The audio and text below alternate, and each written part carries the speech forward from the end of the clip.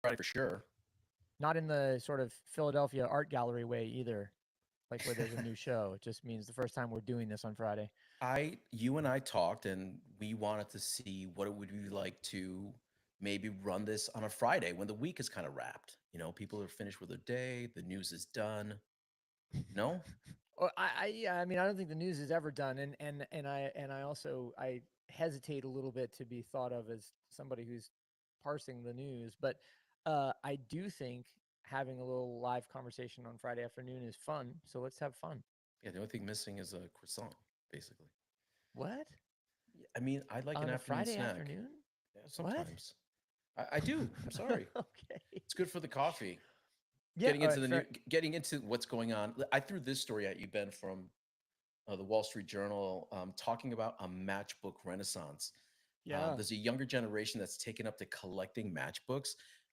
If it must be something big if Wall Street Journal's picking it up. Well, it's funny you should say that. Like I saw that link that you sent over, and I hadn't seen the story, and I was like, oh, this is dumb.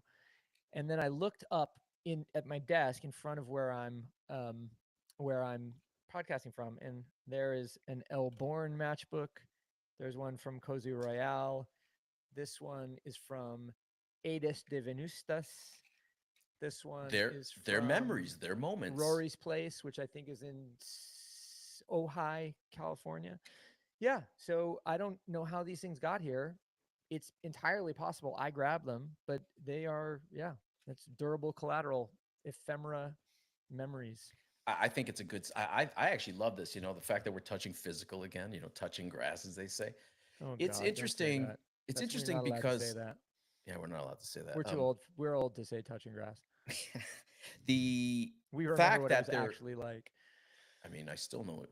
Yeah, Yeah. that was ridiculous of me. I'll never do that again. But the Culture Club censorship hour. the thing Anyway, I'm go thinking ahead. about is like we know smoking levels are down. Everyone's vaping, Mm-hmm. right? So what is it about these? What is it about matchbooks? Is it a moment in time? Is it going through your grandfather's, closet or your dad's sock drawer and finding matches of, the cabanas he was hanging out in? Yeah, I mean, I don't.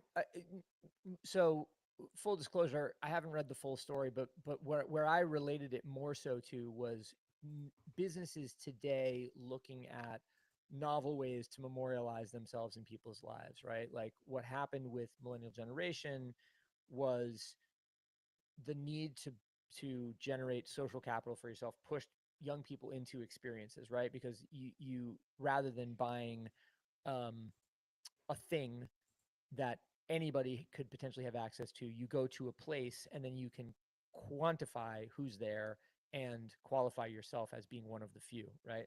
Right. And so it's emblematic of that. It's leave people, give people the chance to leave with collateral and remain a part of their lives, which is cool.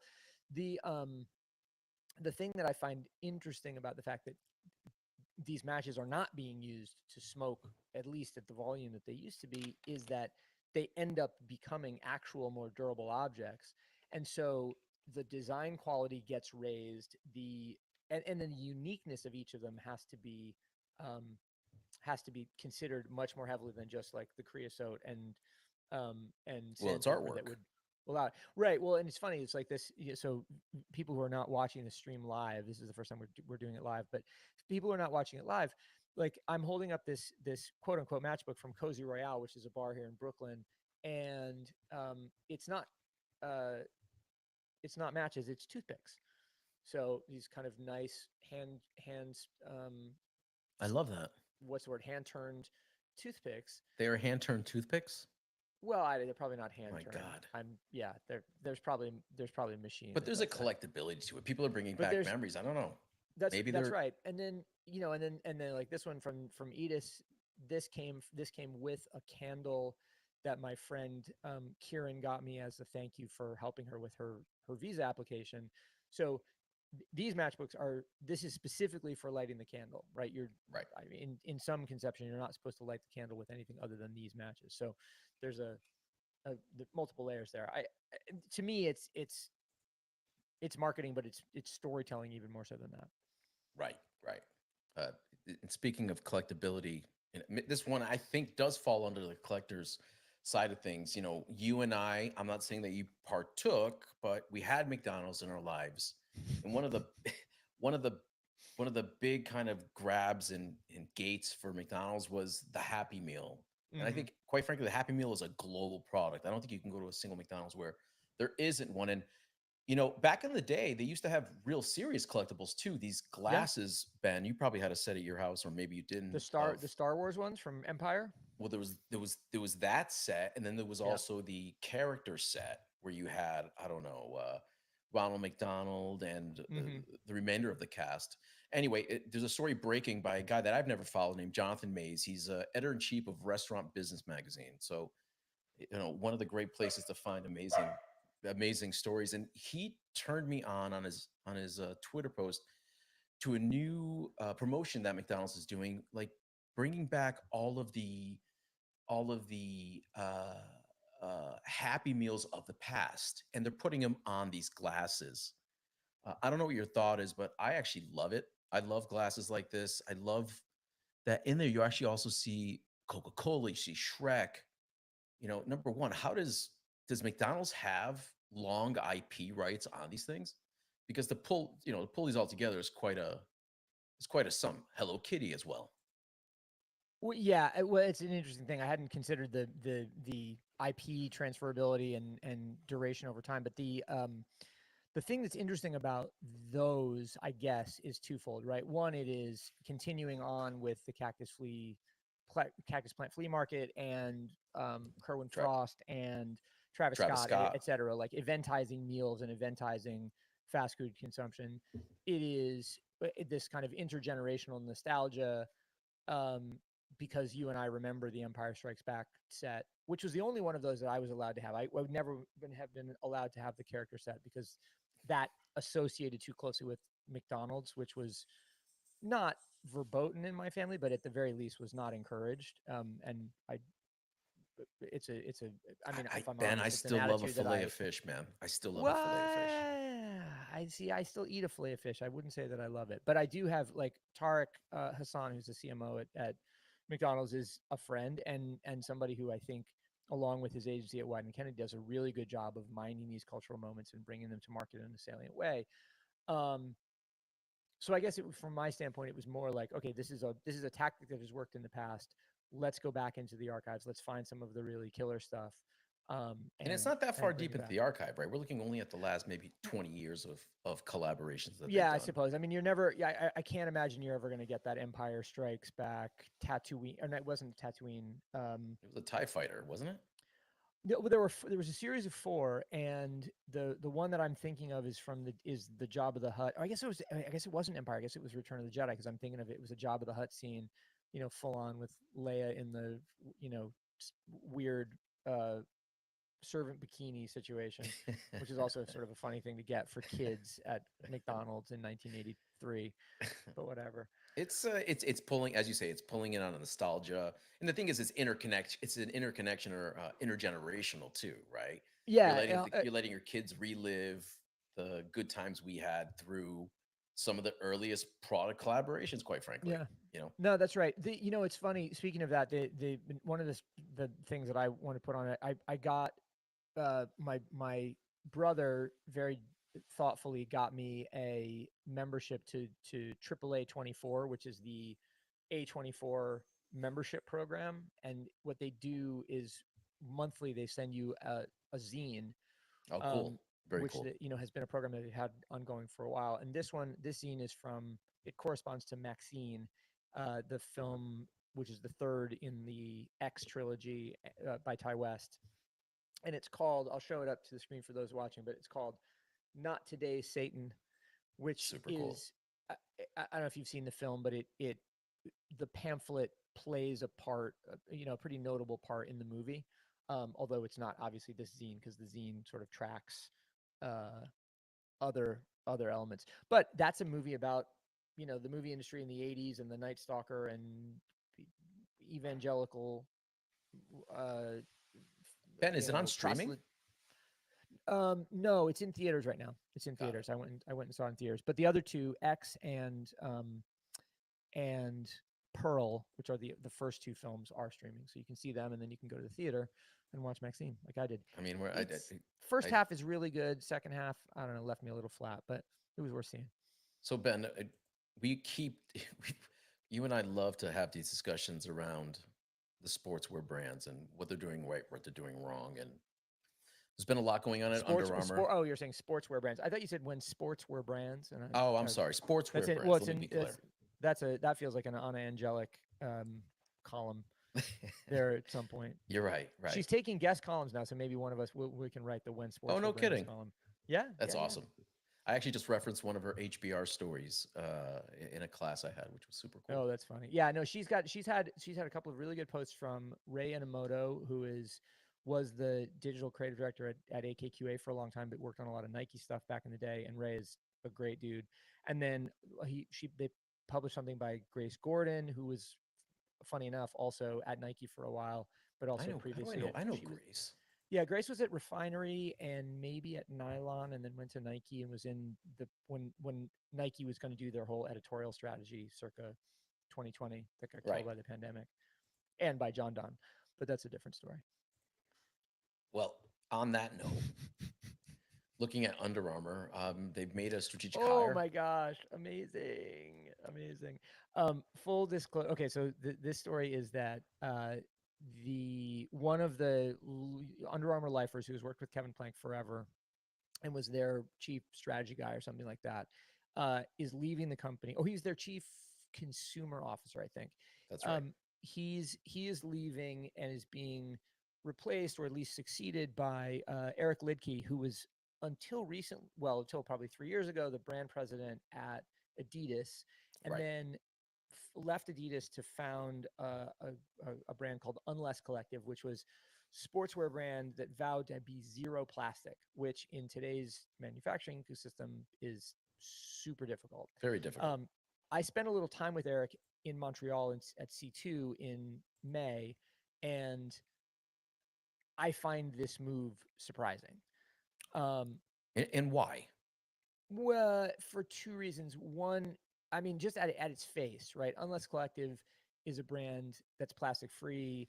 Under Armour was built on performance underlayers, which are made of plastic.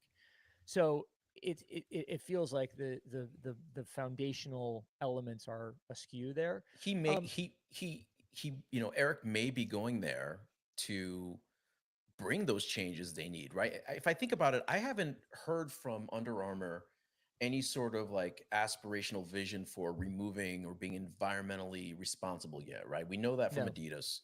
I think Nike too. yeah, Certainly a bunch of automakers, and maybe quite frankly they didn't know how to do it.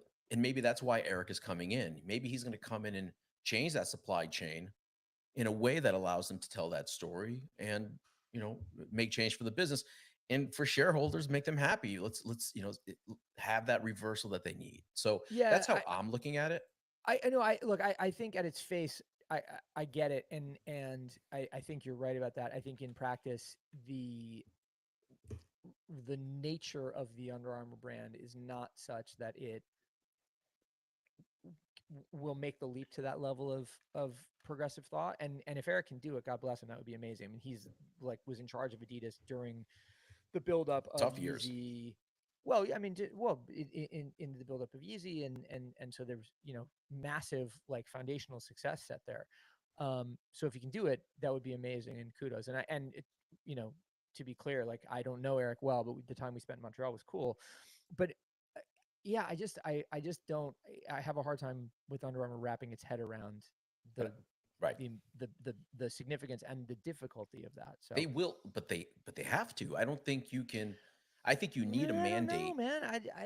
I think you can say that energy companies have to embrace solar and wind and water geothermal, or they can just be like, yeah, you know what? Like we're just going to keep pumping oil out of the ground until we can't anymore. And I think, Right.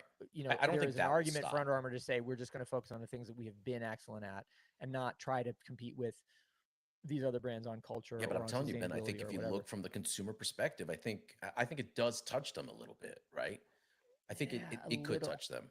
But No, no, no, anyway, it could. And look, I think you and I would like it to. You and I, as people who think about brand architecture all the time, would like it to be a consideration. I'm just not sure that it necessarily is, yeah, and I wonder if it becomes a distraction, right, um, right. Ben, on that note, around or a Eric, his boondoggle. time at Adi and the Kanye stuff specifically, I don't know if you saw this on Instagram or on your channels, but it looks like some storage locker guys in Los Angeles bought a blind foreclosed locker. Somebody hasn't paid the bill, and they Yeah. go through years of process of ensuring that nobody makes a claim. And lo and behold, it looks like it was a Kanye West locker. It's absolutely full of early designs on paper. It's full of shoes and a ton of Yeezus stuff. I'm going to send you a link to it. It's just Yeah, I crazy to didn't. think that I he haven't. lost track of this thing, you Well, know? I don't. But that's the part that makes the most sense to me. Is that he literally? It's not that he didn't pay it or that he didn't want it anymore or whatever. It's literally just like, sorry, while I was demolishing that house in Malibu, the Kengo Right. Kuma, or the I forgot to pay Ando, the this Tadao bill. Ando house, I just forgot about this thing. It's And fantastic. It isn't a. It is a fan haul. It's ephemera. There's hmm a ton of that stuff in there, and it'll be interesting to see how some of this stuff shows up. yeah. It hmm was some of his personal effects. So I found that we're talking a lot about collectability, and it's interesting that all these things are coming together that way. Well, I mean, look, it's like it- it's a funny moment in the collectible world, right? Because after 2 years of high prices and scarcity, and you know numbers go up, uh, everything seems real flat, Right. or flat to down at the moment. Right. Um, and I mean, you're much more of a collector than I am. If I may, Ben, if I may, Go, you I've may. been really obsessing over the the MP3 players that came before the iPod, because the iPod was the This is what I mean about transformational you moment, being a collector. right? Jesus Christ. So I bought MP3 players that came before the app. this is Is that a called Diamond Rio? Is it a Diamond Rio? this is a Diamond Rio PMP No 300. way. Come Yeah. on. All right. So for And those that are not watching the stream, Jeff is holding up a piece of technology. Oh, he's holding up two pieces of identical technology made by Diamond. This is called the Rio player. This was the antecedent to the iPod in around. Oh my God. He's got a trifecta of two Diamond sealed. Rios over it. Two of which are sealed, apparently. Two no no, two in a box sealed. Okay. But again, it's Why do you have why five Diamond Rios? I mean they cost $5 each, That's dude. so weird. I was buying them on eBay for like $5. Ah, And by the way, okay. they're not. You can't. It's a pain in the ass to use. It's you need an Well, old machine to that's work why with. it didn't. It's why it didn't work, right? It's why the Right. iPod took over, because it was the first one of those things that you just turned on and it worked. And it just worked. Right. Yeah. Right. Culture Club half hour. Ben, what else is on the plate today? We've Pepe Fest. Let's talk about this. By the way, Okay. So this came yeah, off of Beeple's feed, right? I'm super happy that you're down for it. By the way, it's a 21 plus event, huh? okay. So let's get a few things straight here. I am not down for Pepe Fest, Pepe Fest, I didn't however say you you were say it. down for Pepe Fest. You just said I was down for Pepe Fest. I'm No, not down for I Pepe said Fest. you got this from the from Beeple's Instagram or No, and feed then or you said newsletter. I'm so glad you're down for Pepe Fest. And I just want to be clear about that. I'm not down for Oh, Pepe I'm Fest. sorry. I'm not Apologies. traveling to South Carolina to Beeple's warehouse and Menagerie Playland. But the thing I think is that this struck me for two things. So Beeple, of course, is the infamous NFT artist who sold work at the height of, or maybe He kicked off the won. NFT boom with his $69 million work.